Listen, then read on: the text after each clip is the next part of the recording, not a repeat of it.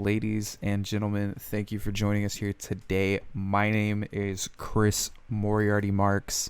I am the commissioner of the W&W Pokemon Draft League and coach of the two-time champions, the Toronto Trick Roomers.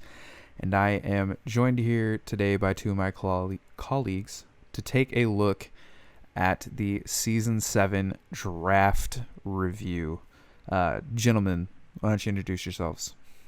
Absolutely, Chris. Excited to be here to talk about this draft review. I am Caleb, the Seagull Gulley, the Deputy Commissioner of the W&W Pokemon Draft League, the coach of the two-time champion West Texas Wingulls. Excited to talk about this. And Ali. Hey guys, I'm Ali, Hipsterbrownkid Sheikh, assistant to the commissioner and the coach of the current champions of the draft league, the Nashville Ninetales. Well, gentlemen, it is a pleasure to have you. Excited to get into this, but before we actually get to look at these teams, for the people at home that aren't so familiar, it's probably good that we take a look at the format for the league. Just that way, it kind of makes a little more sense when we look at these Pokemon lists. So first and foremost, over here on the left, we have the draft structure. So what each team is actually made of is one legendary Pokemon, one G-Max Pokemon, two Pokemon that come from the upper tier, Tier 1, three Pokemon from each of Tier 2, Tier 3, and Tier 4, summing up to a total of 13 Pokemon. And then, while trying to put these teams together, each player has to take note of a couple of rules that are in place for the season. First of all is our all-in clause. Basically says all Pokemon need to be used at least once during the season. They need to hit the field or be brought in that party of 4. And all new for this season is the Share the Love clause, where no Pokemon can exceed 10 uses of any other Pokemon. So you're not going to be able to spam your high tiers. You're going to have to show some love to your low tier Pokemon as well. Yeah, Ali, I'm kind of curious to see how that rule plays out this season. But team building for this format is rather straightforward. Each team has to bring one Pokemon from each tier, so that's going to either include your Legends, your G-Max, and your Tier 1s, and at least a Pokemon from your Tier 2, 3, and 4. In the event you don't use a Pokemon from the G-Max or Legend tier, you don't have to use a Tier 4. Kind of helps compensate for if you're not using your top tier stuff. But talking about these teams on the team building, Chris, let's take a dive into these drafts we got here. Yeah, let's go ahead and take a look at the first team from the draft, the actual overall first pick. Oopsie, that was a secret we were saving for later, my bad. But let's take a look at the 13 Pokemon we have here on the Charlotte Charizards. Coming from the Legend tier, we have Thundurus, and the G-Max partner right next to it is that Libero Cinderace, big threat. Coming from Tier 1, we've got the Amoonguss and the Goodra, followed up in Tier 2 by the Hitmontop, the Klefki, and the Pelipper. The Tier 3s for Charlotte are going to be Luxray, Morgrim, and Thwackey. And rounding it out in Tier 4, we've got Charjabug, Lunatone seeing its first stint on Not Jersey, and the Throw from last season. Fellas, what are we looking at on this team that really just stands out to you guys? I'll bat first. So this team's kind of really interesting in the fact that you can use Thundurus as a really good supportive piece using Prankster, or you can go for the Defiant procs. So you can worry about, like I said, the supportive side. You also have the attack heavy side, and then you can also go special attacking variant that can pair with this Charjabug really well. Something that I'm going to be looking for this season. The biggest surprise I saw was Goodra getting selected. It's something that, well, I guess it came through that trade, right, Chris? Yeah, so initially on this team, there was a Dragapult up there in the Tier 1, but somebody that we will find later in these graphics here made a trade. giving up a second and third available draft pick in the Season 8 draft to pick up the Dragapult, and to replace that, Charlotte picked up the Goodra. And Goodra was always a solid tier 2 Pokemon in past seasons, so seeing as a tier 1 on this roster makes it really interesting for me to see. And then we've also hit Hitmontop with Fake Out, Intimidate should be pretty big, so a lot of interesting pieces. I'll let y'all take away some other thoughts y'all have here. Those are the things that stand out to me the most right now. Yeah, Ali, let's get your thoughts on this one. Yeah, so what I like about this draft is how well-rounded it is. It's a little physical heavy, or very physical heavy, but it can play fast, it can play slow, it's got bulk, it's got prankster support. I think there's a couple difficult to use pieces on it, that Thundurus especially, which I didn't know what it did until Players Cup 4 came around. And I really do like the Charge-a-Bug. You guys saw me use it first. I don't know how well it's going to fit here, but I'm excited to see what Charlotte does with these low tiers especially. Yeah, for me, just the thing that strikes me as I look at this roster right here is just the raw amount of support that you get. I mean, we all know Lunatone coming out of this tier 4. We've seen it season after season with Jersey City, but Charge-a-Bug providing that battery, amping all of the special attacks. You have double Fake Out coming from tier 3, another Fake Out in tier 1. You've got double Intimidate from the Luxray and the Hitmontop. You've got the Tailwind. You've got double Prankster. You've got Redirection coming out of the Amoonguss with that Rage Powder. You've got Spore Threat coming off of that. Thundurus can play a supportive role. Luxray recently on the ranked ladder has been picking up steam as a support. There's so many supportive options here, but there's still plenty of damage, and I think that's one of the things that you're going to have to worry about throughout the season building against Charlotte is what's actually going to be a support and what's actually going to come to hit me. So that's something I like about this roster. I do think it might be a little short on damage overall. If I had to lodge like a biggest complaint, I don't know how y'all feel about that, but that's where I agree with you, Chris, on the damage.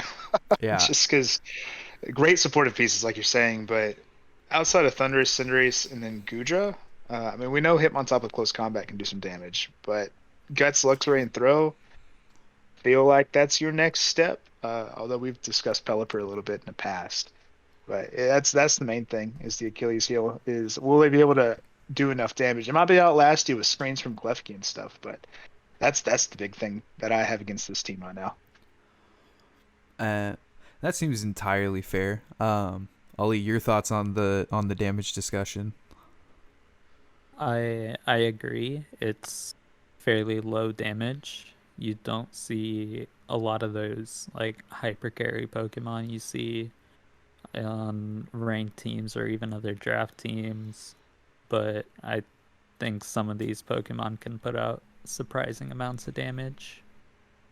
Well, speaking of surprising, I've kind of ruined the surprise already. I did not hide all the grades quickly enough, but hopefully people have forgotten my grades. Maybe I'll steal Caleb's for the video. But Ali, hit us with it. What are you scoring this Charlotte Charizard draft?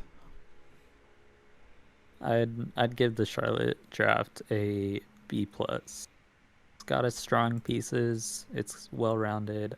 I don't think it's the strongest. Entirely fair. Caleb, what about you? Yeah, so the main thing for me was the damage lacking on this team, and that's why I decided to give it a B. A lot of really good bulk, a lot of good supportive pieces that y'all touched on. The Amoonguss is going to be very difficult with Trick Room sets with Spore, but the lack of damage is what really kind of I think is going to hold this team back right now. Yeah, and I think everybody's going to come to find out that I am in pretty big agreement. I score this at a B+. I think it's currently missing damage. I'm excited to see what this team can do in free agency. You know, after identifying the supports that they do like, that do need to stick on the team, going and getting some more damage in places that it matters or where the supports aren't sticking as much, I think can be big. But you still got to go make those free agency moves, and those have to land as well. So for me, good, not quite an A. I'm going to give it a B+. Pretty well-rounded team overall, though. But moving forward within this league, I'm going to hide these real fast. We have the Chapel Hill Haluches in their inaugural season.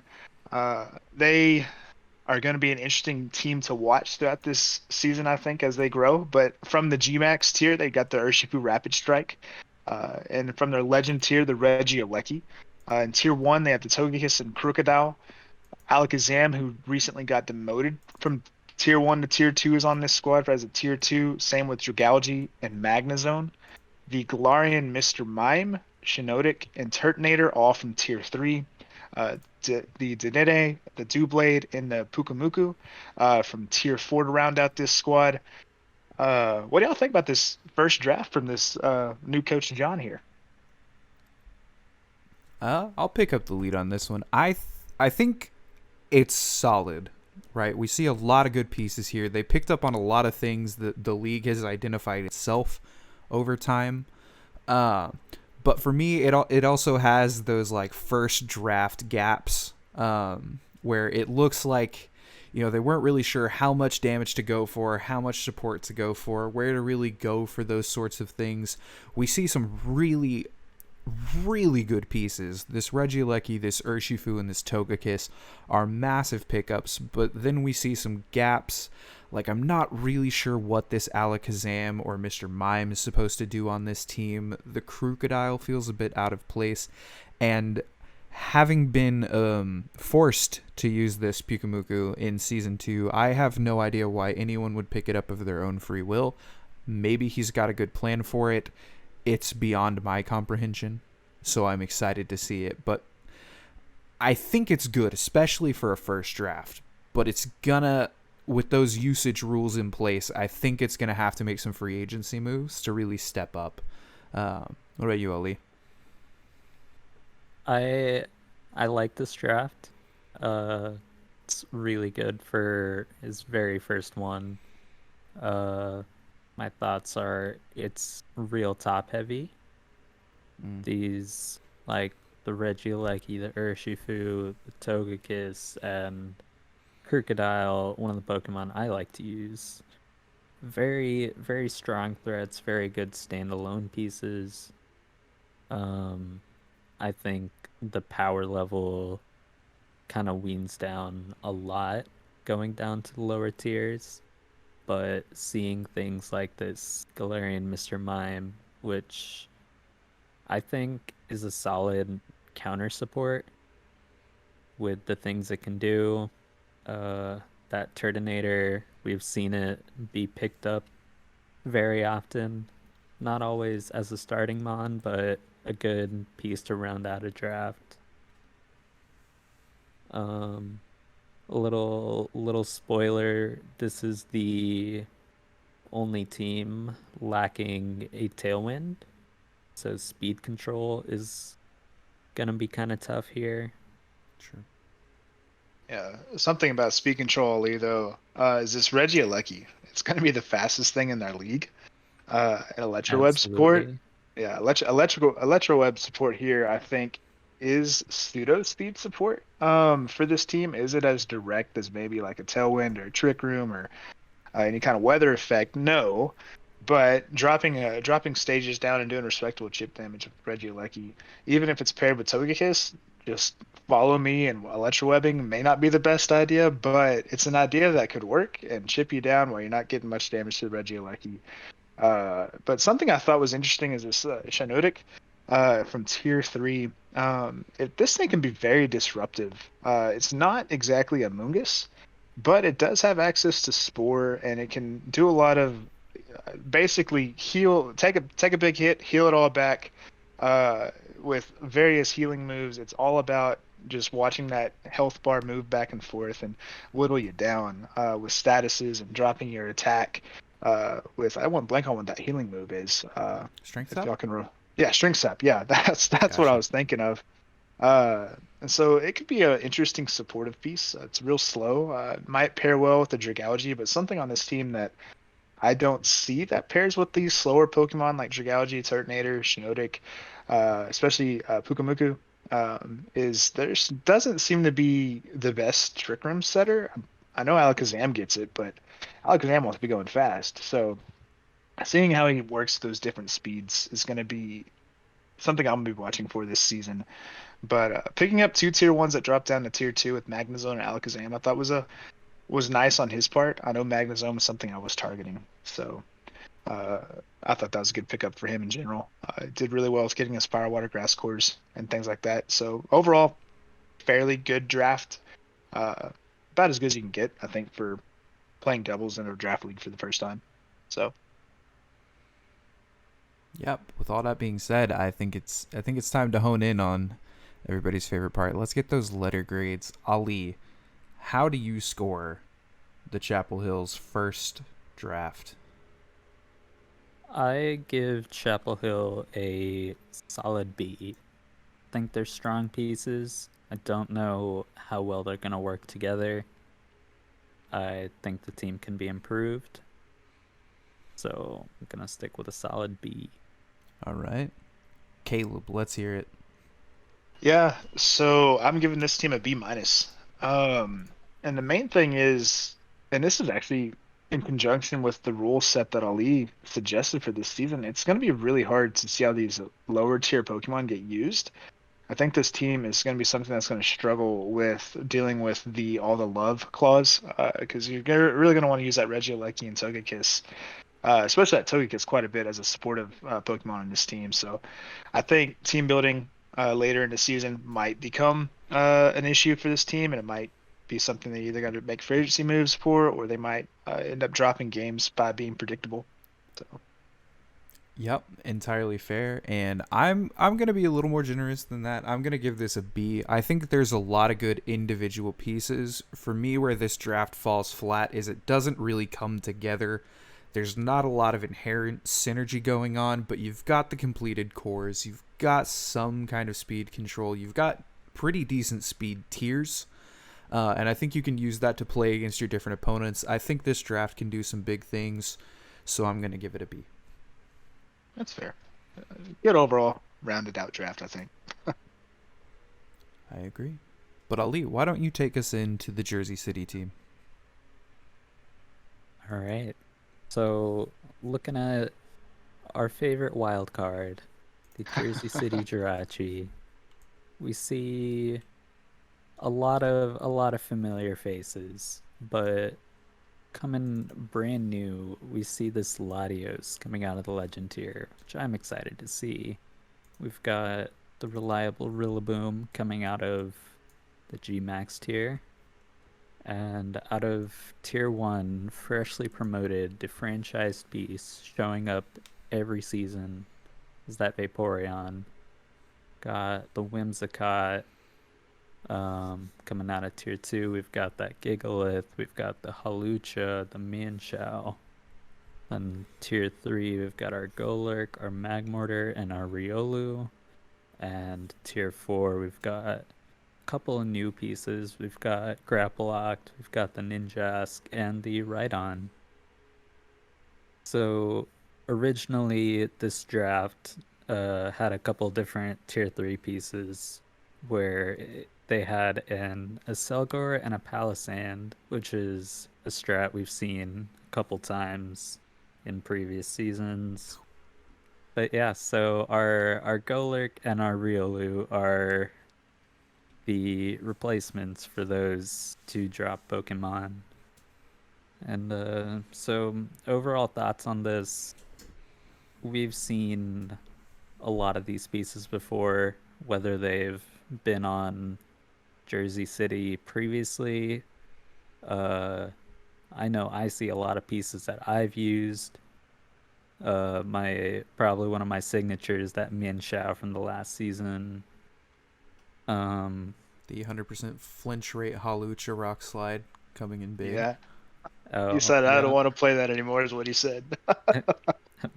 Pieces that either he saw success with or saw other people's success against him with.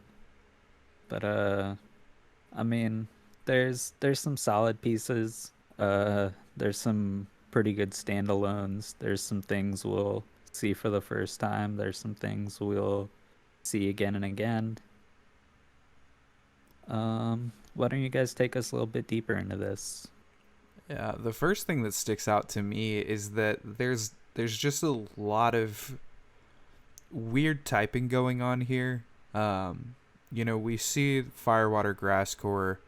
We see the Fairy type in the Whimsicott, who often isn't super offensive. But the Dragon and Steel, I mean, Latios covers the Dragon for sure, but coming out of the Legend tier with the Share the Love rule, I'm not sure how often we're going to get to see it. You can't really abuse that, and Dragon is one of the things that people like to abuse in this league. Double fighting types out of tier 2. It feels a bit weird, and I'm not really sure what this Rhydon is here for. I know that it gets the Lightning Rod, and maybe you're trying to play around the Vaporeon, but Vaporeon can usually take those types of hits for the most part. There's no Xurkitree this season. Jersey City left that at home. And nobody really picked up any huge electric threats except for Chapel Hill with that Regieleki and that Magnezone. So I'm curious what the Rhydon's job is here. And I guess that's the big thing, is if a lot of these pieces leave me asking questions about what they're doing here. Caleb, your thoughts? Yeah, so this team, like most of Alex's teams in the past, you really don't know what's going on.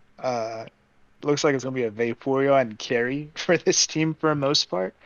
The thing that I have a hard time with is Hawlucha, Mienshao, Riolu, Graplocked. That's 4 fighting types. And that's for only getting 13 Pokemon. That's really restricting the amount of types you can have on your team. But coaching is a viable strategy we've seen a lot of in this league. And Mienshao with Fake Out, Hawlucha with Unburden, Graplock, if he can get some speed boost, is actually in a really good spot.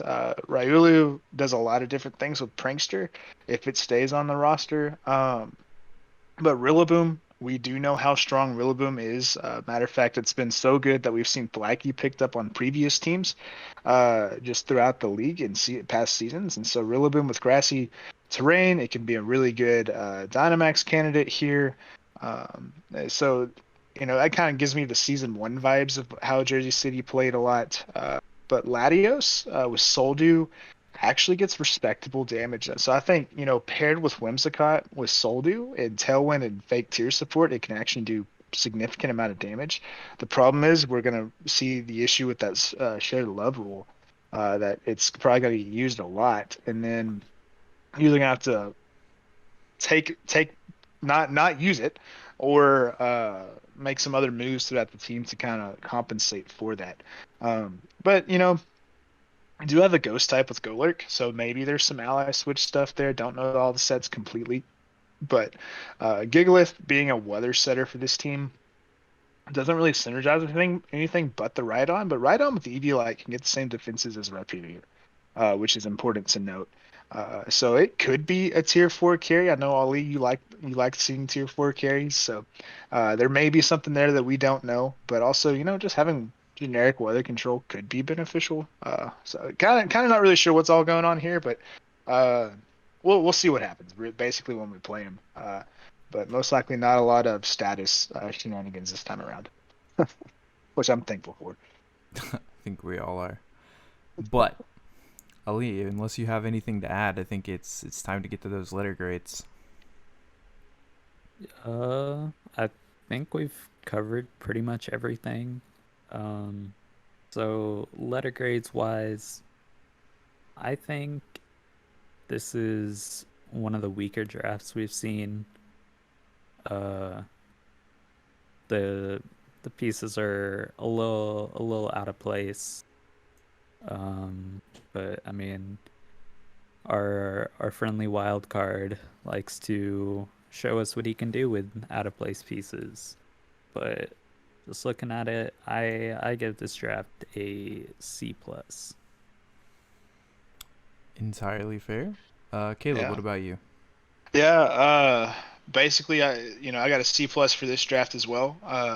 I think Whimsicott is a very good support with Rillaboom. It can do a lot of, they can be a very strong pairing. I think with Latios, it can do the same thing, and then you're gonna see a lot of Vaporeon be really bulky paired with that Whimsicott. I think a lot of this team plays through those top four, and that's, like I said, it's going to give them a little bit of trouble.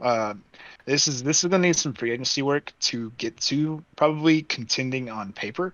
But we know how Alex can just be chaotic on the battlefield, and that alone has, gotten him some pretty good wins in the playoffs, and he has a championship, so we can't knock him too much. But overall, probably one of his weaker drafts. But C plus, he has some pieces he knows how to make work, and that might be the saving grace here. Yeah, I'm gonna go a little bit nicer, but not much. I'm gonna give this one a C. I think there's a lot of good tech pieces here that can swap in and out pretty easily depending on what he decides he wants to move towards for the end of the season. Um, I think this is actually a surprisingly decent draft when you look at how the share the love rule is probably going to work in practice with forcing people to just use all their pieces more consistently. The goal of the rule, it seems. He has a lot of good standalone pieces coming from every tier, and we've talked about how they can all kind of interplay. And while I don't think that there's a lot of great synergy, I think that there's just enough for him to pull his magic out and actually pick up some big wins. I think he can make a surge towards playoffs. I think that's where it ends for me looking at this draft. I don't think it'll do well in playoffs, but I think he's got enough pieces here to do something. Well, Ninjask with Speed Boost. I don't know if we touched on that, but Speed Boost, Baton Pass. Ninjask, if it doesn't do anything else, getting something to +1 or +2 speed might just be enough to do anything he wants him to do. Exactly. Gigafast, Gigalith, baby. But Yep. enough with this Jersey City team. I think we spent good time here. Let's go look at one of the drafts I'm most excited to hear your opinions about. Let's go look at the Memphis draft. So coming from Memphis, we see from this legend here a first-time appearance in the league with Regidrago, the G-Max Pokemon being the Machamp for this team. It's right there in the name. You got to draft it, right? The tier 1s are the G-Gang, Gothitelle, and Guzzlord. Coming out of tier 1, we've got this Aerodactyl, Arctozolt, Drifblim trio. Tier 3, looking like the Cleric Gang with Blissey and Gardevoir paired up with that Lucario. And rounding it out in tier 4, we've got the Rock Gang with Crustle, Amistar, and Tyrant. I'm curious what you guys are thinking when you look at this one. This is a weird draft, man. So when he first rattled off Gothitelle as his first round pick, I was like, oh snap, we're gonna see a strong draft because he followed up with the Guzzlord. He ended up snagging Regidrago, and those were like the first 3 picks he had. And then he had like Aerodactyl or Drifblim. I was like, okay, that's a solid 4 to work around because you have Tailwind with either Aerodactyl or Drifblim, Gothitelle with Shadow Tag, keep you locked into whatever you have, so he can have whatever matches he wants on the field. You have Trick Room. Guzzlord is a bulky Pokemon to deal with, and he has the clerical support with Blissey. And that works with the Regidrago. So if you keep the Regidrago's health bar up, Dragon Energy is going to do a lot of spread damage, and it's going to be fantastic. The only downside is I don't have a clue what Arctozolt's doing here. I don't know that one very well. But this Lucario, as bad as it's been in previous VGCs, I actually think it has a role here. If anything, just set up bullet punches on this Amistar and Crustle, who, +2, you can keep them slow, or you can actually give them Tailwind support and go fast. So something I'm kind of watching there. And then curious to see what Machamp does. He did get the mascot, so we'll see how good it really is with those Kai strikes or key strikes, however you pronounce that. So True. Ali, what are you thinking when you look at this? You know, not a lot to think about, not a lot to go on, or yeah, not a lot to go on here. Um, I see, I see a strong, like tier one. I see solid tier twos, and I see a scary legend. Um, I get to the bottom of the draft and I'm lost. Very fair. that's one way to say it.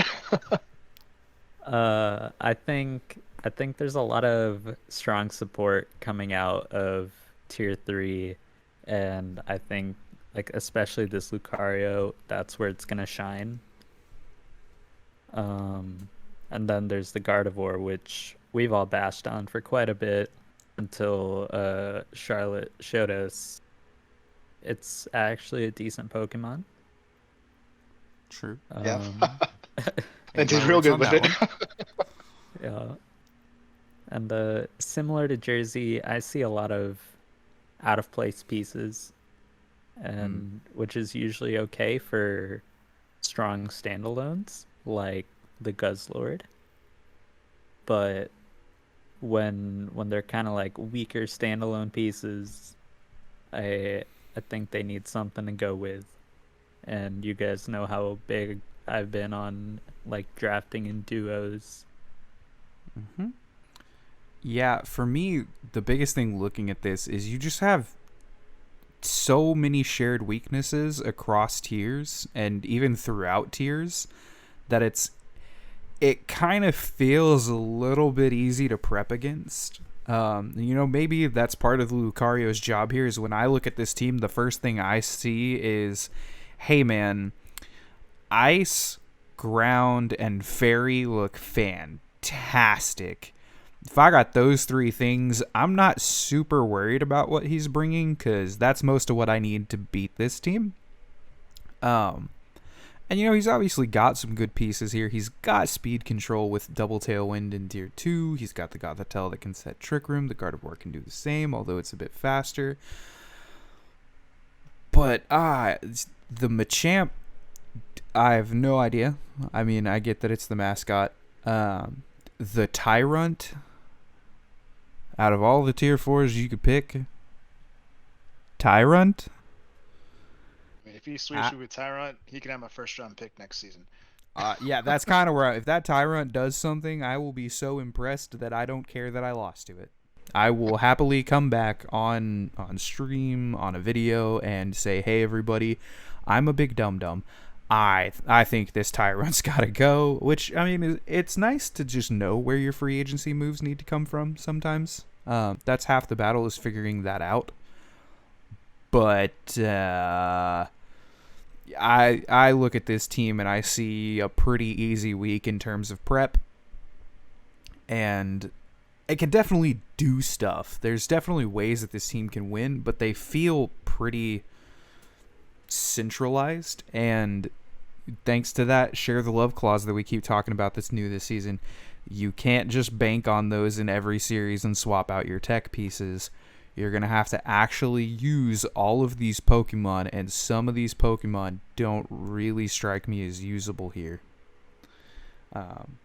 So it's just a tough draft. Yeah. That's what it is. That's my take on it. But I think we can all kind of tell where this is going. I want to get to it. Let's see these letter grades. Ali, how do you score the Memphis draft? I didn't want to be too harsh because I did see a couple strong pieces could possibly get him a win. Share the love is gonna hurt him a little bit, but overall I give this one a D+. Oh, that doesn't say D+. Wrong letter crunk. But anyways, Caleb. Yeah. To you.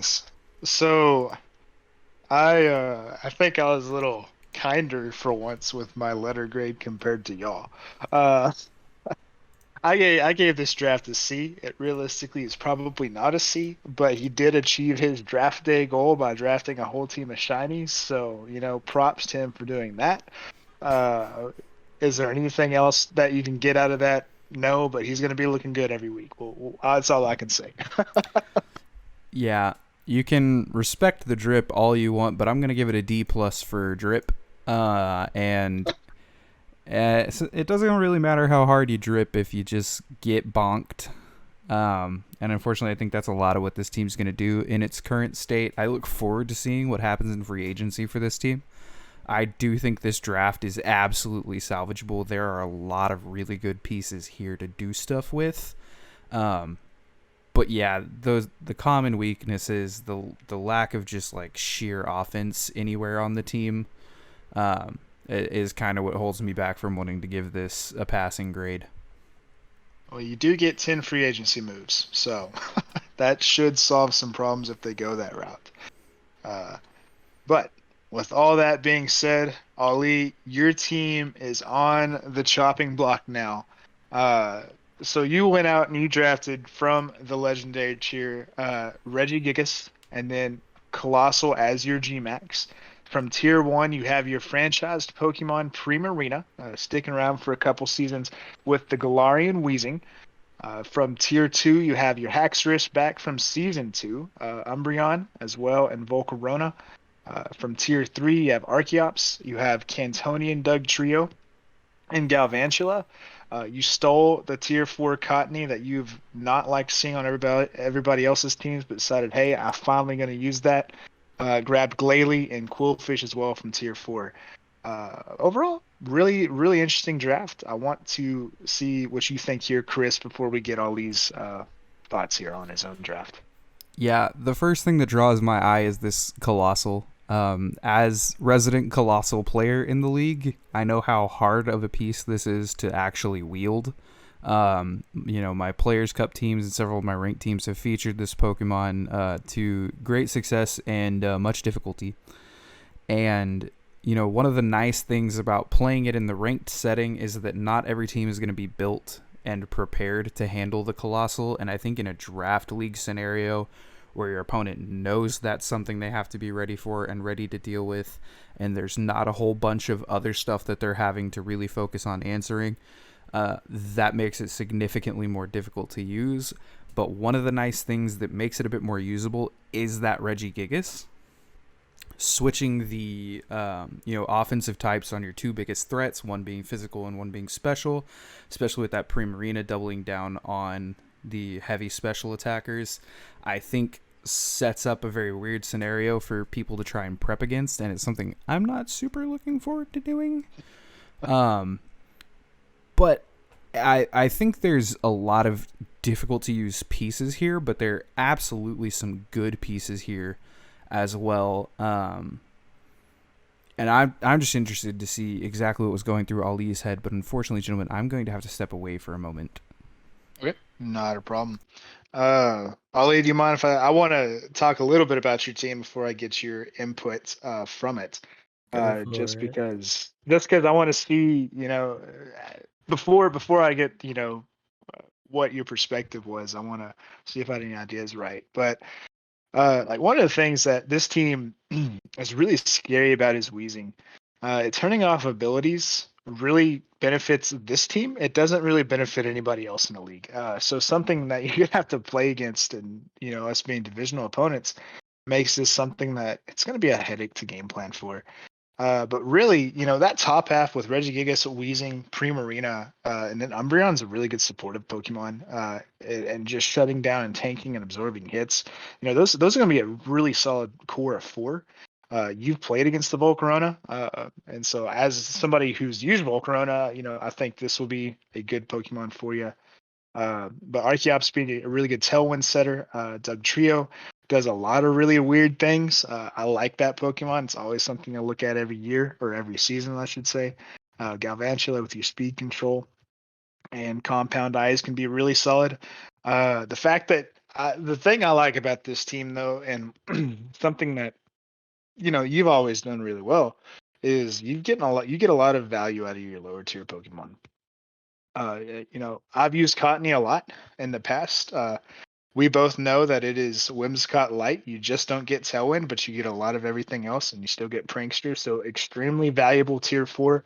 And then you getting Intimidate from Quillfish, as well as something else other than Primarina to set this Colossal up. I think is actually really big. And then you always like Glalie. That thing's chaos. But I think overall this was a really good draft. And really well rounded is what I guess would be the easiest way to summarize everything here. But yeah, as the coach, Ollie, what was your idea draft day for this? Well, every time we go into a new season, my big thought is, what's something new I can do? And like whenever you go and look at those like legacy picks, I've got a long list of Pokemon that I've used. Absolutely. The most. Yeah. So I always like to switch things up, spice it up. I like picking really weird low tier Pokemon. And especially these tier 3s, I'm very excited to use. They've got a lot of weird tech. And there's a couple familiar ones. That Haxorus, which I didn't see a lot of success with. Same with the Quillfish.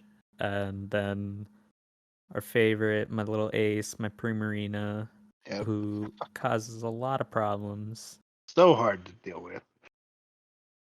Which, I mean, looking at a couple of previous drafts, I slap this down, and what can you do about it? But similar to what Chris was saying, this Colossal is gonna be tough to use. I know it's a really hard to use positional piece. Can be really strong or really weak. It's a weird mon, and I'm hoping I can see some success with it.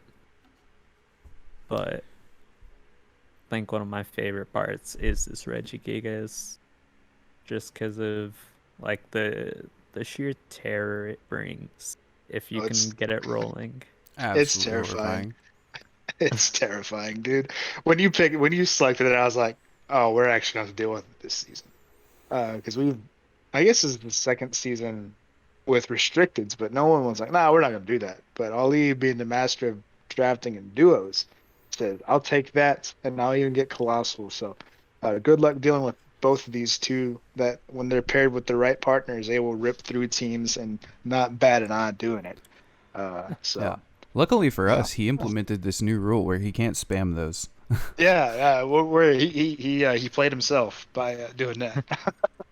Or possibly did himself a favor. You know I love those low tier Pokemon. You saw my season 6 run riding on those tier 4s, the throw that I'm very excited to see Charlotte use. Yeah. I'm ready to see Poison Jab, Quillfish, and Nicotine for weakness policy sweep. Ready to see that whenever we play in week 5. Yeah, I'm ready for this hit Trick Room on somebody and then Rock Tomb your own Volcarona for weakness policy. And then kill everything. Yeah. That's a great idea, Ellie. You should do it. You're welcome in advance. It's gonna go great. You should try it against me. Open. Yeah? Well, fantastic news. Sorry I had to step away, gentlemen. But you're good. You're good, man. Speaking of things we're excited to see, I'm excited to see the letter grades on this one because I think we're going to have a change of letter. I hope so. I'm going to start with myself this time, if you guys don't mind. I'm going to go first, and I'm going to say that this is one of Ali's better drafts, which might sound surprising because he's had some good ones, but I really like the way the pieces interplay with each other here, not necessarily directly complementing each other. So I'm going to give this an A-. I think it's a really solid draft. Caleb, I'm coming to you next. You're going to score yourself last year, bud. Yeah. Right. Nothing awkward with scoring yourself. True. This draft, I'm going to agree with Chris. A-. It's actually, it could I think it could be an A as well. But A minus is what I settled on. This Wheezing synergizes well with Regigigas and the Archeops, so you don't have to worry about the Fetus being a problem for you. Primarina is always a difficult Pokemon to game plan for. And there's actually, Neutralizing Gas synergizes with several Pokemon in this team that, like, yeah, you can have their ability, but, like, you don't have to have it for them to have success. So it could be a really good support piece. And, Misty Terrain also very good against different opponents we know of in this league. So even if you're not using it for Neutralizing Gas, a really good supportive piece and really scary team overall. Wish you were still in the other division. Oh yeah, I finally dodged you. Thank God. Yeah. got my new little home in the Sinnoh division. Yep. Yes. Get to play with me now. I've been undefeated in Sinnoh. Yeah, we're gonna fix that this season. Well, Ollie, taking it seriously. Let's hear it. How are you scoring yourself? I try to be a little humble with a little side of an ego, but I do like my draft. I think I've got a couple hard to use pieces, and I like my little synergies I've got going on. I'm gonna give myself an A minus. I'll agree. Straight across the board. Is that the first unanimous vote? That is. I think so. Because all the other ones was like, we're off by a sign. We had the B pluses for Charlotte and B's for Chapel Hill. We were close there. True. I was the one I was off. Yeah. It looks like everything's been within a half letter grade, if you will. Yeah. So, but first unanimous vote. Nice. Yeah. Well, really good draft, Ollie. Really good draft. And I guess moving up next into another one of our own, we've got the Toronto Trick Rumors. Oh boy. Pulling out that franchised Galarian Moltres was not available last season, but it's back to wreak havoc again. And we've got that fun little trade piece, the Venusaur, which was acquired from West Texas. Yep. For their first available draft pick in season 8. Very sad. Yeah, very sad. But moving down in the tiers, or come down to tier 1, we've got the Comfy, that little flower bracelet that causes so many issues. And we've got the Dragapult, which also was not originally on this team, which we touched on earlier, was traded with the Charlotte Charizards. Then moving into tier 2, we've got these little dark types. We've got the Mandibuzz, we've got the Sableye, and the Tangrowth. And then tier 3, we've got the not Cantonian, Alolan Dugtrio, the Manectric, who's another one of my favorites, and the Salazzle. Then moving down into tier 4, we've got the ever-present Behemoth, and we've got the baby Ninetales, the Vulpix, and what everyone came to see, the Wailord. Gotta give the people what they came to see, baby. It's big whale time. Yep. So touching on this team, they gave away, if they franchise a Pokemon next season, the Toronto Trick Rumors will have their first draft pick in the 5th round. But that's season 8's problem. We're in season 7. This is one scary draft. Having Moltres paired with Comfy, you can get, your Berserk procs going wild. Also weakness policy with Draining Kiss. Venusaur with that little Vulpix, it's got chlorophyll that you just need sun. Doesn't matter where you get it, you just need the sun. That thing's gonna be booking it. Lots of damage, Vine Lash chip damage. Dragapults, I finally got to use it for a season when Chris has not used it. Thing's amazing in Draft League. You can go physical, you can go special, you can go supportive. It's whatever you want, you have in that Pokemon. I don't know if Charlotte, I think Charlotte knew what they're giving away, but they were able to get a somewhat, at least offensive competent piece in the Gudra, which was a jack of all trades as well. But something with the Mandibuzz and Sableye that I like is they're immune to Prankster. Being those dark types and most likely looking like supportive pieces for this team, as well as Tangrowth, that whole tier 2 section, very supportive. This whole team has a lot of damage everywhere else. You got Fake Out in a couple different places, Sableye and Salazzle, Lightning Rod, and then the Alolan Doug Trio, both of y'all having Doug Trio, so very good Pokemon. And then everybody knows how much Chris loves his Behem, so he has that back in action, so he can go slow, he can go fast. Overall, very good team. It's built to win now, and we don't care what happens season 8, is what Chris has said. This is all about season 7, and it shows. Yeah. I'm very proud of this team. If you haven't watched the draft prep video, there's no need. This is what it looked like. We had to sacrifice early draft picks for season 8 pretty heavily, but through the power of friendship, franchising, and another word that starts with F that I can't think of right now, we're gonna make that work. But this draft I absolutely love. Just about all these pieces have some little niche way that they play with each other.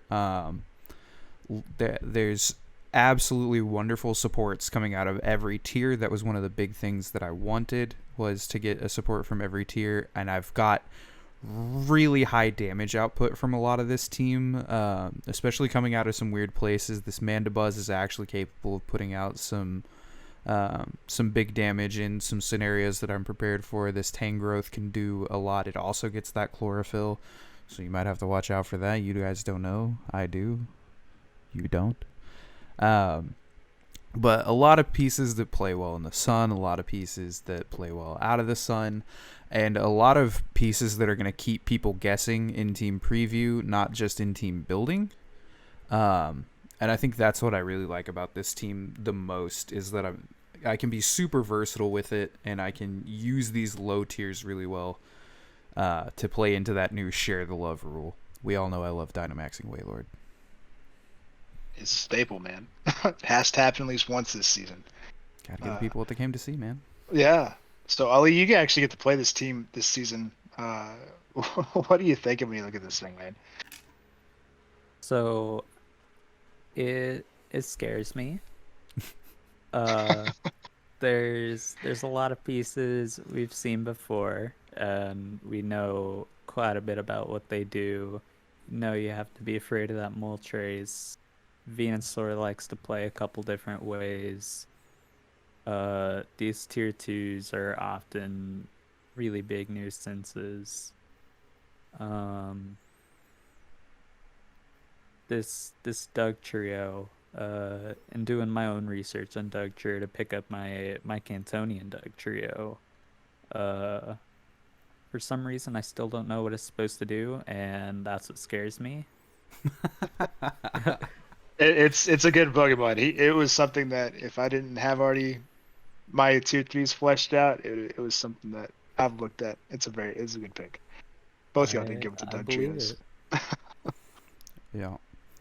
One of the big parts of it is just rounding out that Fairy Dragon Steel core that I always look to get. And it's got that good speed tier. I don't want to just rattle off everything that it can do, but it might catch a few people off guard. I don't think it'd catch either of you. I know y'all check speed tiers pretty heavily. But yeah.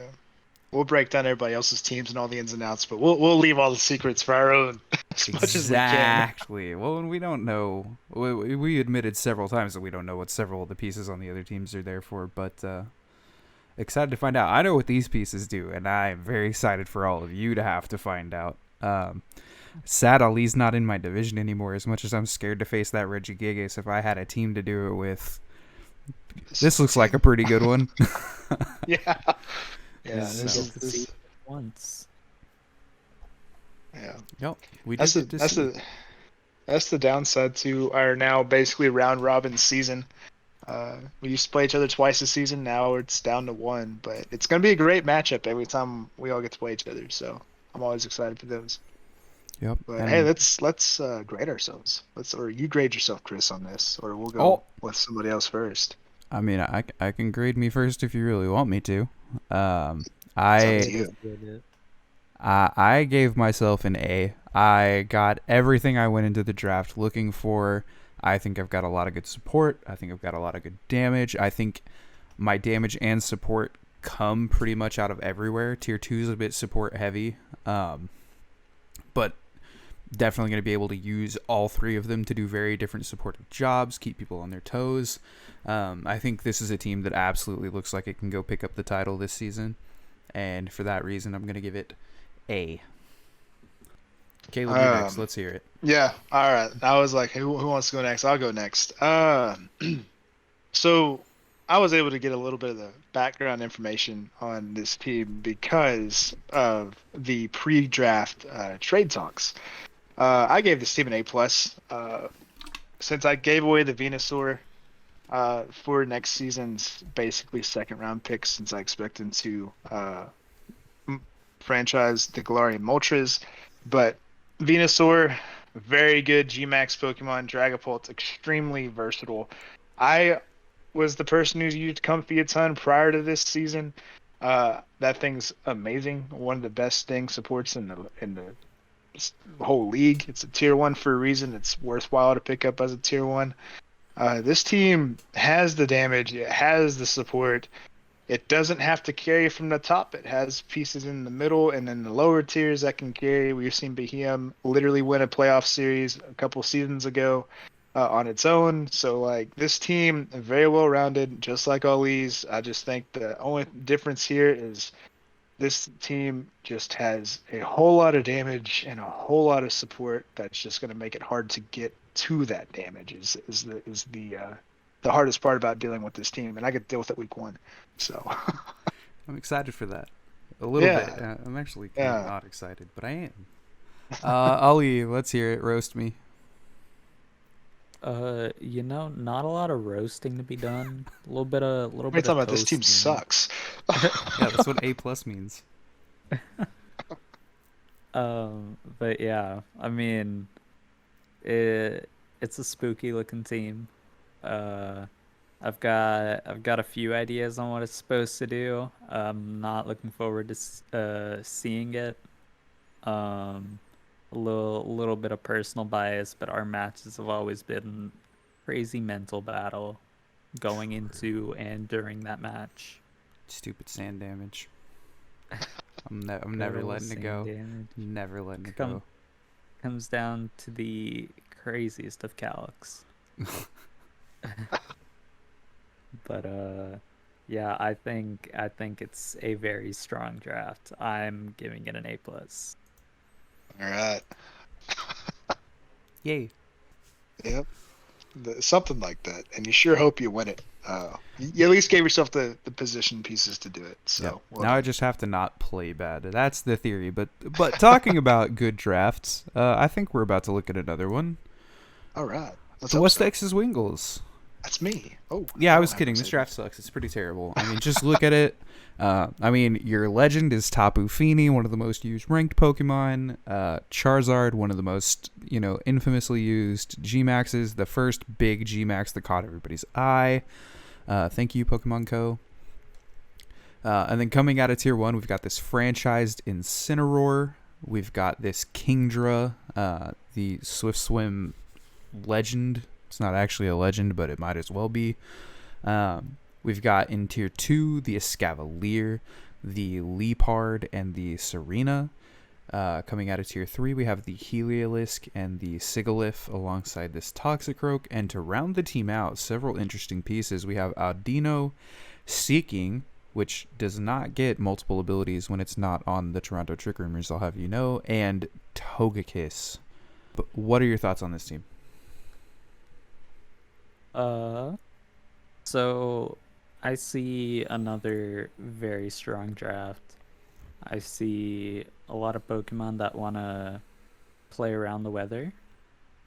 And I see the very strong standalones. I see that Tapu Fini and that Incineroar open up Picolytics, and those are the first couple things you see. Um, but yeah, I mean, each of these Pokemon have a sort of job that they do really well, and they've like got their own specific jobs, which sets them apart. Um, not really sure what else to go into here. I'm excited to see these low tier supports, which don't think we've ever seen in the league before. Sigilif, the Audino, and the Togetic. Oh, we did write Togetic. Togekiss. Whoever did that is Togetic dumb. was. Oh, it's no That big was me. deal.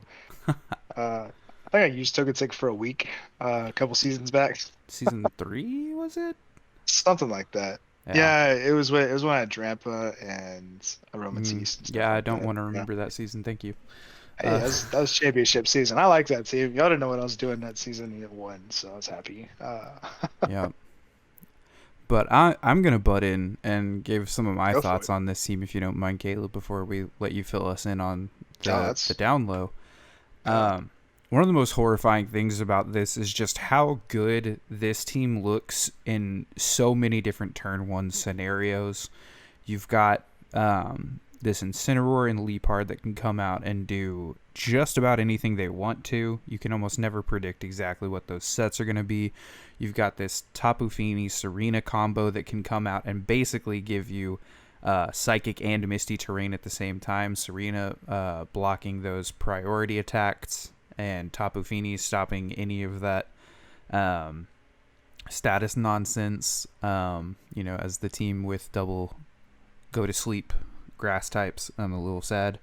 But there are a couple interesting pieces that we've never seen in the league before that I'm super excited to see, and they're pretty much all coming out of this tier 3.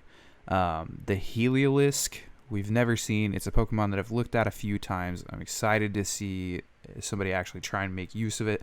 Sigilyph is one of the weirdest supports in the game. Its moveset is so vast and confusing, and sort of what I was talking about with this Leapard. You have no idea what Sigilyph is going to do when you see it in team preview. Toxicroak, a bit underexplored in the league, in my opinion. It's super good into all the grass types and fairies, not named Venusaur. And this Audino, I am so excited for. This Pokemon can do so many niche things. Really good clerical support. I'm excited to see if other people can actually prep against this thing. I know I'm having to currently put in some extra legwork to make sure I know what this thing does. And yeah, I'm excited to see how it actually gets used throughout the season. And on top of that, you've just got some standard consistent pieces, right? This Charizard's going to come out and do big damage. The Kingdra, it's exact same thing. This Escavalier, when you get it in that Trick Room scenario, if you don't have a fire move, you are going to struggle against this thing. And with the supportive set around it, one of the things that's really nice about this team, similar with mine, is it feels like you're not going to struggle that much with the share the love rule, because it's super easy to look at this team and see how you can just constantly be moving these pieces around and using different ones. But, Mr. Man of the Hour, let's hear your thoughts on your own team. yeah, my recording cut out while we were at the beginning of reading this team off, but I was able to get it fixed up, so we do have our backup recording. But this West Texas Wingulls team, man, I did an hour-long draft prep video, and I was like, oh, this take no time at all because I didn't really do a lot of prep for it. But if you look at that video and just basically go to the end, literally everything but Venusaur and Togekiss was something else, or Togetic was something else. We got the draft we wanted. And something highlighted in that video is, there are a lot of weather pieces on this team, but anybody who has weather pieces has a way to get their weather. Just where does it come from? So don't think I was stupid by not having a way to use Charizard in the sun or something like that. So having weather pieces is something we're going to try to experiment this season, see how it works in a draft league. It may flop, and we may have a whole different team by the end of the season. But having Tapu Fini is one of my favorite. Is actually my favorite legend. Didn't know much about it. Never even caught it in Generation 7. It wasn't until I started playing Ranked Play did I ever use this Pokemon, but used it in Season 4. It had a 100% win rate until the finals. Ali was able to take a game or two off of it then, but we still got a championship with it. So we do have two of our top tier Pokemon we've won with overall, so I'm excited to have Tapu Fini and Incineroar on the same team at the same time. So having Fake Out, Parting Shot, and Misty Terrain to work with, variance control is something I really like, and I think this team has a lot of it with it. And if I can keep the game as predictable as possible on the other end, I think that makes this team be very successful and hard to deal with. Where if I know what you're doing and you don't know what I'm doing, that's exactly how I like to play. So I think this team was able to accomplish that goal. So, but we'll see. We'll see how well it works in execution. That's the hard part. So. Well, I mean, with that, we might as well see how well we think you're going to execute on it and get these letter grades in, no? F's across the board. Oh, who told you? It was me. I told him. Yeah, that's what I gave myself, so. But Ali, I want to hear your letter grade first. So I see a lot of strong meta pieces, the strong standalones, very good supports. I think this is a very strong draft, and another one of those that I'm not looking forward to try and prep against. Week 5. Week 5, and you don't get to knock me out for free. Nope. You gotta earn your way in. But yeah, I'm gonna give this draft a solid A. This is definitely one of the top 3 drafts we've got. That's fair. Yeah. I think. And I think that's fair because I also scored this draft at an A. I think it's very rude of you to hijack my one brain cell and try and use it against me and build a weather team. Yeah, that was something we argued with the whole time. For those of you that haven't watched my draft prep video, one of the things I said there is that I don't think anybody's going to go to Venusaur because people are kind of typically scared to play around weather in the league because you have to invest in this other piece. And Caleb, in the exact same season, was like, I got this funny idea, guys. So my brain cell, stay away from it. But, I mean, to go with that, I thought I had a really strong draft. And if you were hijacking my brain cell, it kind of shows here you also picked up a really strong draft for a lot of the same reasons.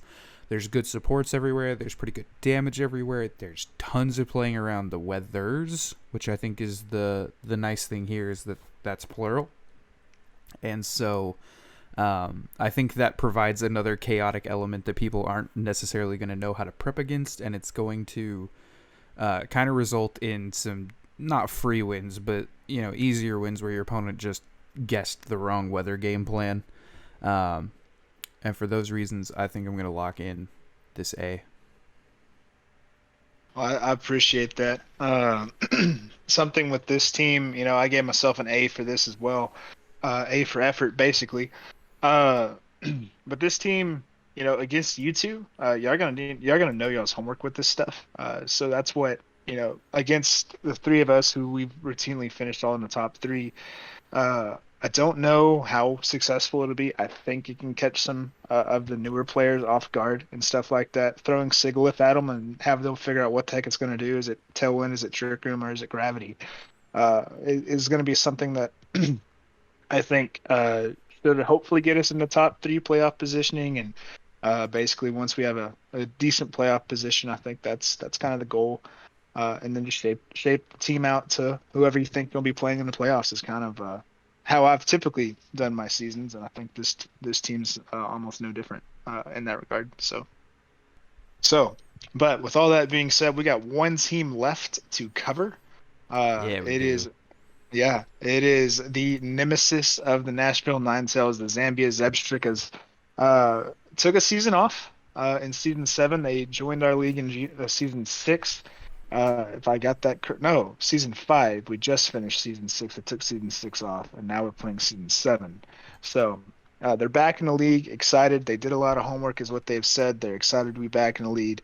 They brought back some pieces. So Landorus, being the legend of choice from season 5, also going to be with them in season 7. The Gmax Lapras will be here, something new for them. They went back and got Metagross in Tier 1. Talonflame, a new addition also from Tier 1. Clefable from Tier 2, which was a recent demotion, quickly picked up by this team. Raichu and Scrafty also rounding out the Tier 2 selection.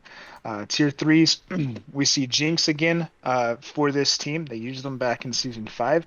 They snagged the Berserker from Season 5 that was on Nashville Ninetales, so we saw that. We want that on our team this season. And grabbed Toxapex once again for the Zambia team. And then Tier 4, they have Frostmoth, Ivysaur, and then their ever-reliable Sock. So a lot of old favorites and a lot of pieces we've seen on other teams and some new stuff in general, guys. Back in it in the league, did they do better? I see a lot of familiar faces. We see very, very similar to their previous draft. The Landorus, the Metagross, the Jinx, the Sock, and the pieces that he didn't like me using against him, that Berserker and that Frostmoth. But I mean, there's definitely really strong pieces in here, especially in that top half. But as you move down a little bit, the standalones aren't as strong as you'd want them to be. This Raichu especially just feels really out of place to me because it thrives on electric terrain or even psychic terrain, and there's not a whole bunch of setting for that.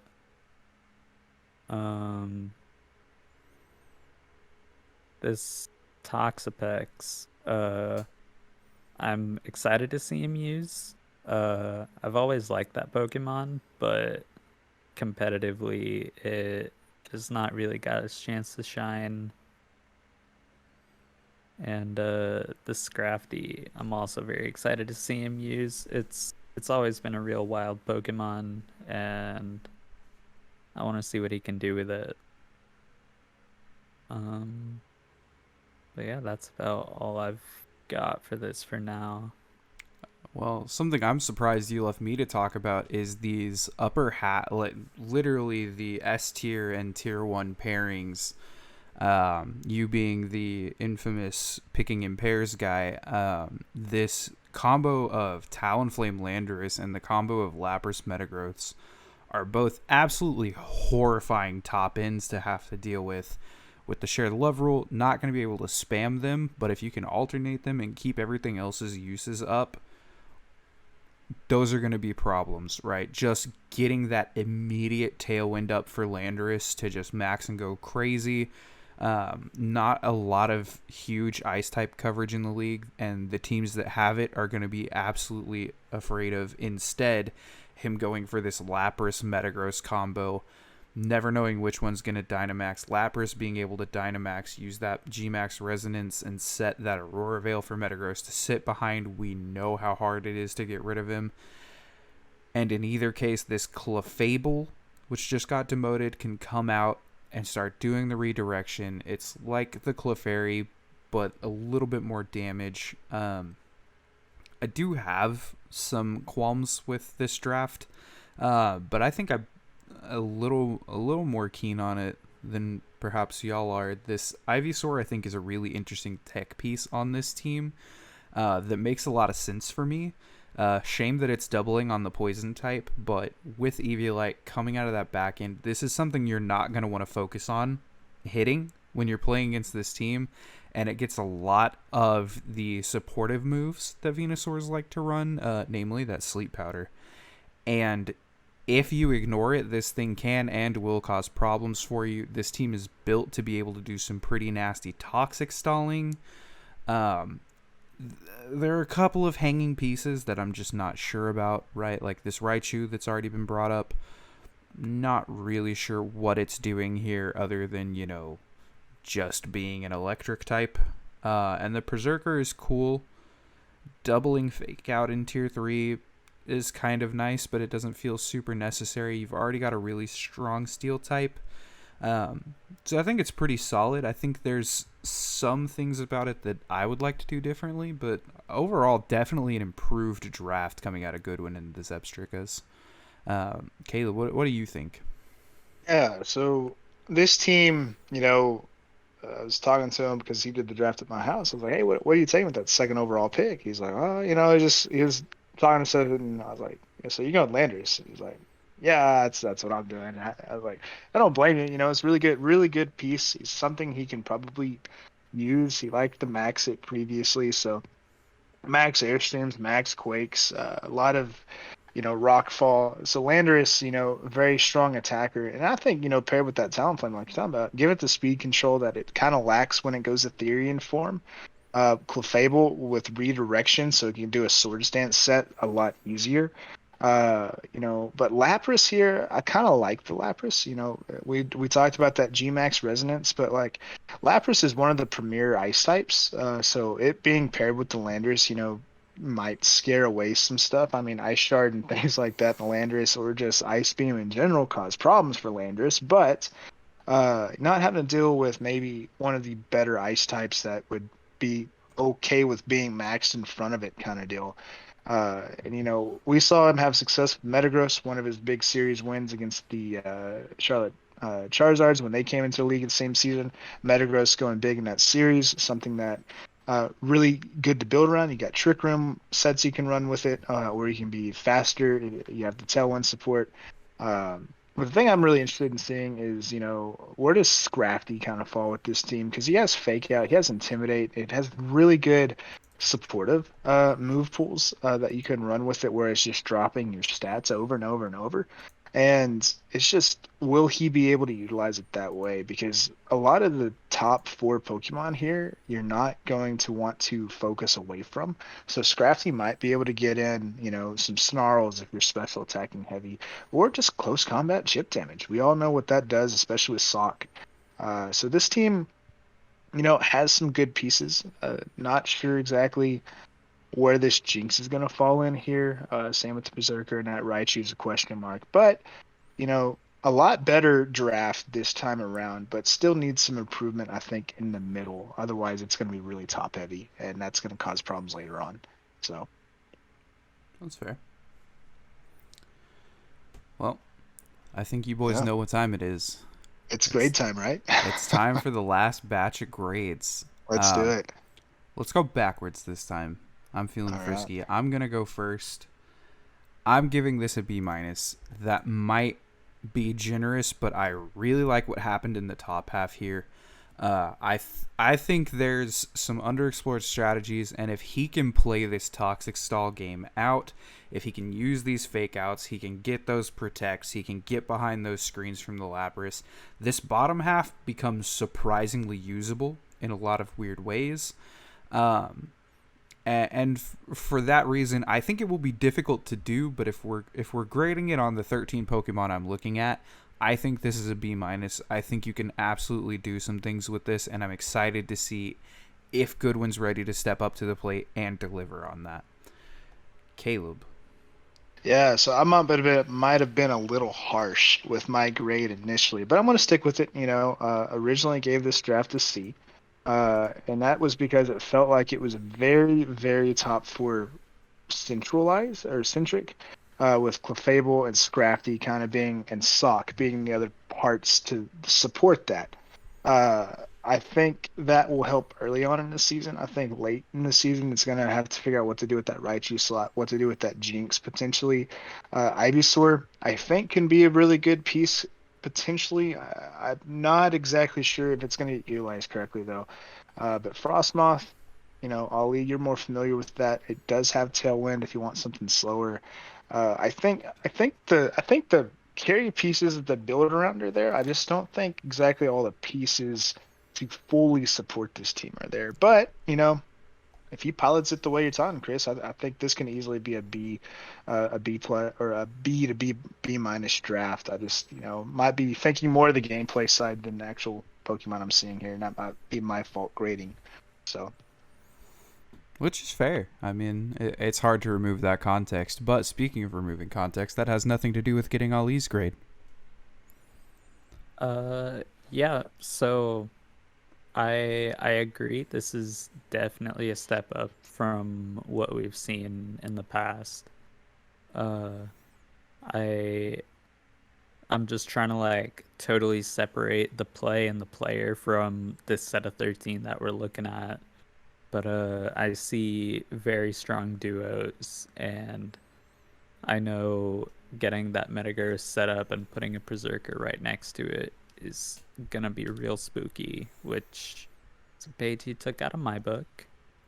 It's a good page. But I think the team needs some love. I think swapping out a couple of these little out of place pieces can really help the Zipstrikas step up their game. But I am going to give them a C+. Respectable. My brain cell. Yeah, hey. We get to find out week 1 who's it really belong to. But this team in general, I think has a lot of question marks. But if Goodwin can make this thing work, I think we get to see him in the playoffs, and that'll be exciting. So I want to see it. I do too. It's definitely a top 8 draft, in my opinion. It did hit those metrics. I guess that is fair. But yeah, so if we're finished talking about teams individually, I think we can move on to looking at all of them overall, see how team by team stands up against each other.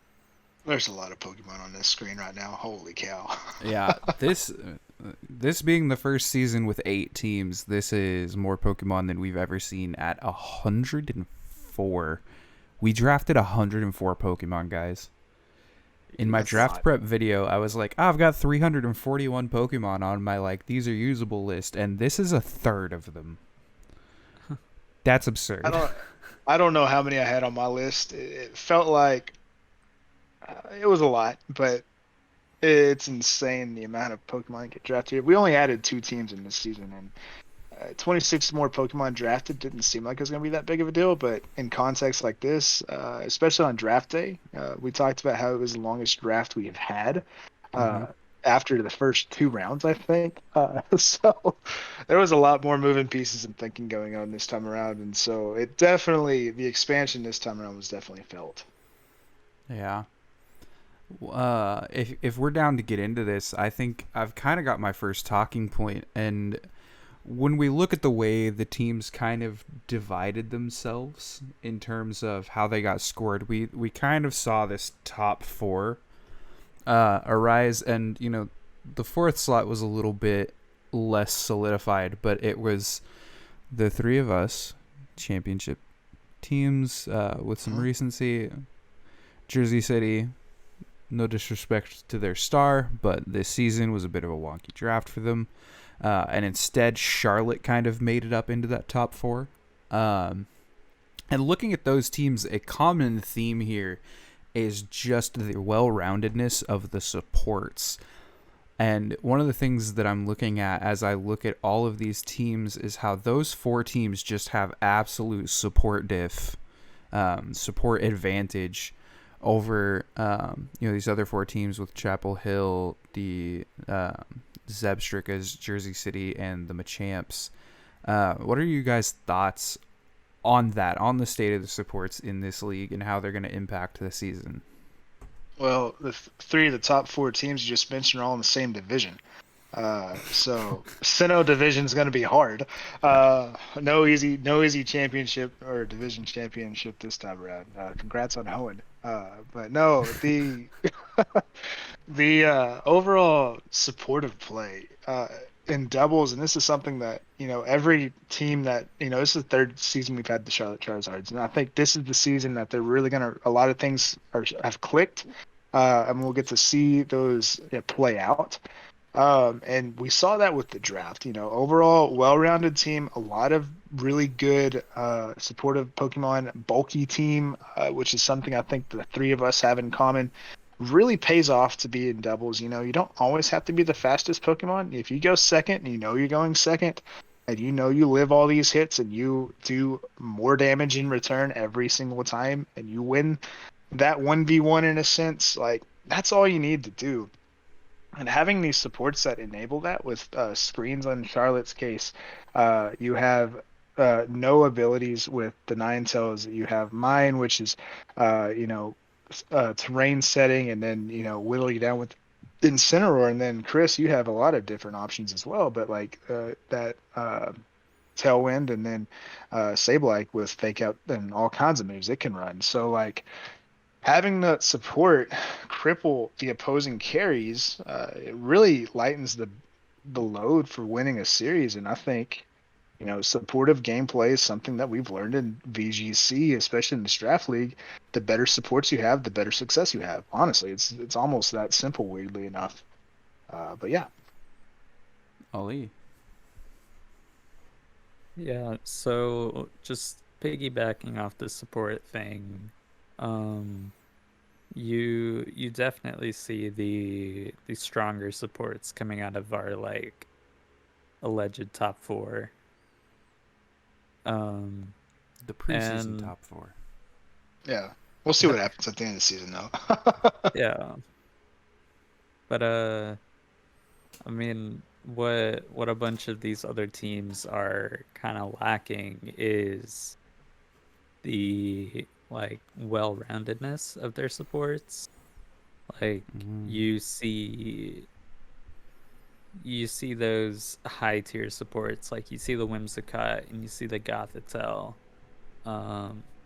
but then when you move into those lower tiers, you just kind of lose support ability. And I see some, I'm not sure quite how to phrase it, but like you see one type of support, you see either like that support that buffs your team, or you see a disruptor. And what a few of these top teams have is they have a bit of both, whereas the, I guess, lower teams don't really have like diversity in theirs, and I think that's what's really going to cause problems going into this season. Yeah, and I mean, something that we touched on as we were going through the individual teams is 7 of these teams have Tailwind. Yeah, Chapel Hill is the only one that doesn't, and perhaps that's just being new to Draft League and missing that piece. But another thing, looking at their team, is, unless I'm mistaken, I don't see a Fake Out unless Mr. Mime or Dene gets it, which I don't think they do. And so one of the things that I think I touched on in my draft video, and I hope Caleb did in his, is that there's types of supports and there's very specific support moves that you want to get. Right, there's redirection / slot protection, which is ally switch, follow me, rage powder, those sorts of things. Screens, especially priority screens, like all these prankster users that we see. Charlotte having 2 of them. Prankster is so valuable. Yeah, I think that's the biggest thing for me. But another common theme here is it feels like the damage is kind of wild and chaotic throughout the entire league. The more I sit here and I look at all of these teams, in the past we've seen sort of like these rising themes of, like it's a pretty heavy physical season and every team's got like their big physical hitter, and then the teams that have the big special hitters come out. Every team's got big physical and big special damage. And I think that's something that I'm excited to see this season is can it actually stay well-rounded? It used to Intimidate was so busted. Now it's like not everybody's even running an Intimidate user. I think there's usually you have one, Chris, and you don't have one this season, but I've always carried it because I did Incineroar because everybody was usually very physical heavy for like the first 4 or 5 seasons it seemed like, and then Chris, either you or Ali had that one really especially heavy team, and so it usually made a lot of waves that way, and so the mixed damages here, and then like the fact that there are Pokemon that can literally go both ways. Like you have Lapras, we've seen physical, we've seen special Lapras. We have Tornadus or Thundurus, which can do both. We've seen Kingdra go either direction. Dragapult's a massive example of that. Uh, Goodra. Gudra, yeah. And like even like we have a competitive Gothitelle, so like it can be competitive Gothitelle if you wanted it to be. So like overall, lots of different Pokemon that I like the idea of the different spread moves, and like you can even go body press Magnezone if you get our defenses up, and that team has the redirection to do that. So I mean, like I've been swept by an Avalugg at +6 multiple times. So You're welcome.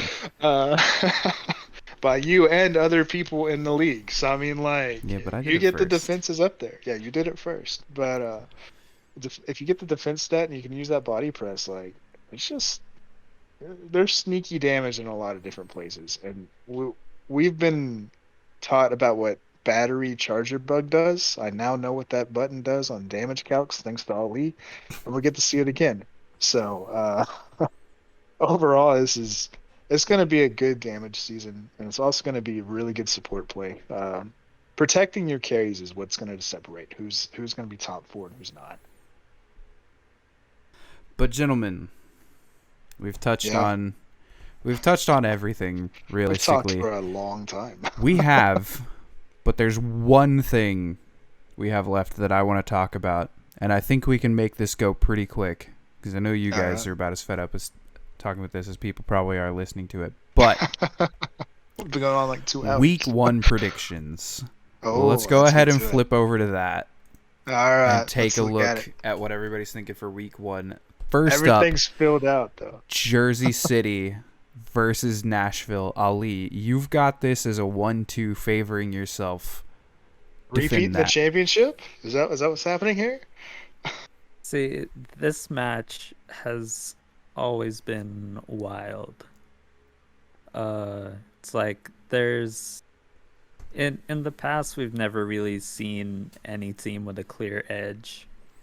It's a little bit different this season, but I believe I have an edge here, but I I'm confident in his ability to take a game off. Mess with your plan. Yeah, let me throw some stats at you here, Ali. Oh The boy. Nashville Ninetales have won 10 out of the 15 matches y'all played. So, if that holds true, you'll hit number 11. So, pulling up my historical stats, look at these head-to-heads for a little bit of background knowledge. Maybe 10-5 in this series, all time since season 1. So, Well, Mr. Stats, why don't you defend this 1-2 stat that you've got here with well, Nashville over Jersey? it's been a several seasons since Jersey's beat Nashville. Nashville's been doing well. They came off a 3-1 championship series win. They have the better draft. I think the rematch, while it can get chaotic and Alex picks up a game, it could easily just be a 2-0 for Nashville. But I think a 2-1 where it's close, it's been how these teams have played, and I think Ali has the tools, and if he doesn't win game 1 or game 2, he can adapt and pick up the other two. Just because that's what he has done historically in his setup. So 2-1 Nashville, I'm pretty confident on that too. So Yeah, I'm pretty confident in this being the week of sweeps. I can see that. Yep, nothing but 0-2s and 2-0s, baby. Yep.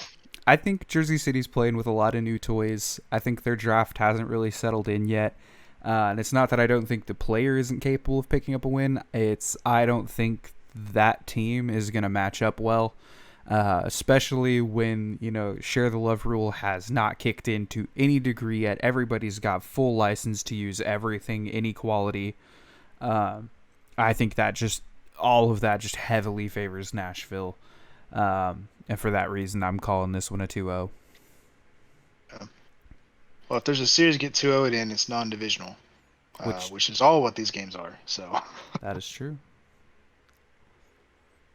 But I'm a big fan of segues, and speaking of segues, I also think I've got you 2-0, Caleb. I don't.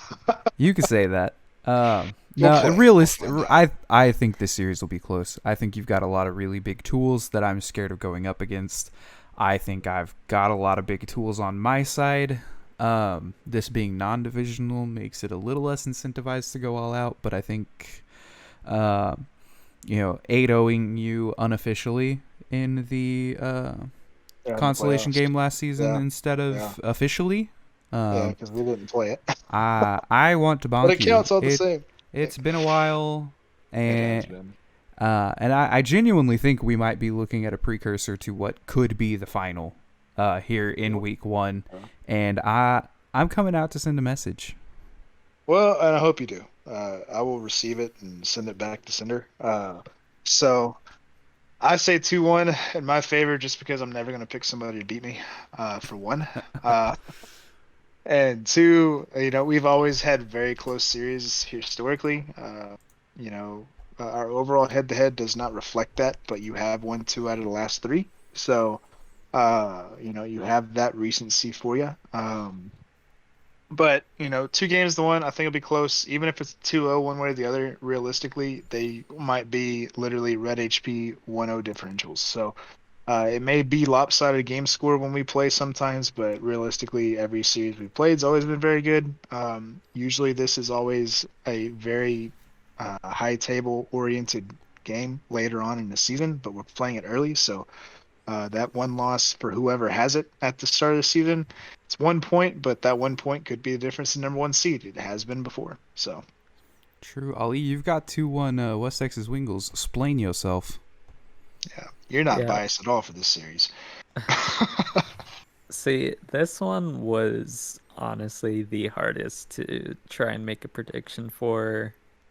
Both these teams look very strong on paper, and you two know your teams and each other's teams much better than I do. But I think if I just sit down and look at the sets of Pokemon we're looking at, I think West Texas has the edge here. I know it's going to be close, but yeah, that's my 2-1 West Texas. I'll take it. Thank you, sir.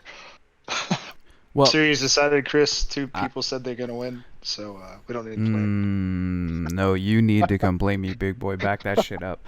But also, speaking of things being decided, it looks like this next series is kind of dusted. I disagree on the Texas-Toronto match, but we all agree here. With thoughts no on this? prior stats. Yep. We have a 1-0 Charlotte Charizards. That's the only time they played. Exactly. I've got 2-0 here, just raw draft diff and the supportive capabilities that Charizards have to just deal with the few problematic pieces I think that Memphis has makes this pretty straightforward for me. Definitely capable of picking up wins, make no mistake, if this Reggie Drago gets in position and goes crazy, but I think Charlotte's going to be ready to handle that. Why do you guys have this one 2-0? Ollie, do you want to go first, or do you want me to take it? I can take it. I mean, just like we've talked about both these teams probably more than any of the others. We see a potential top 4 versus a question mark. I think Charlotte has the tools to easily take this series. I think without some adjustments on the side of the Machamps, it's not going to be very close. Yeah, there's 2 free agency moves available prior to the first game of the season. They might utilize that. I think it really is draft day difference at this point. If Charlotte doesn't have issues with the problems we know they've had issues with historically, this is a 2-0 in their favor. If they are plagued by what has plagued them in previous seasons, this can easily actually be a Memphis win. But assuming that they have fixed that, I think this will be a 2-0 in Charlotte's favor, just because they have a much better team to build with, and just see them execute. Basically, that's really what it is. Do they execute? And I think they do. All right. I certainly don't disagree. We can see that in the scores, but I'm excited about this next one because I want to see Regieleki versus Metagross round 2. Does it one shot? Does Dynamax Metagross get one shot this time? There's no electric terrain, so I don't think so. But I'm excited to see the matchup again. Ali, how do you feel about that matchup?